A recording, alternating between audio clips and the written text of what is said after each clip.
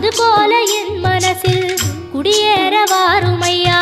சம்ஹார நேரத்தில் சமுத்திரம் பின்வாங்கும் சந்தோஷ திருநாளில் நல்லருளை தாருமையா. முருகன் என்று முழங்குது என் மனசு, கடலை போல உன் கருணை பெருசு.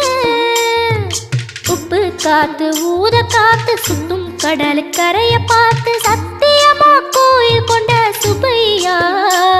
எங்க குப்பத்துக்கு குலவிளக்கு நீ ஐயா.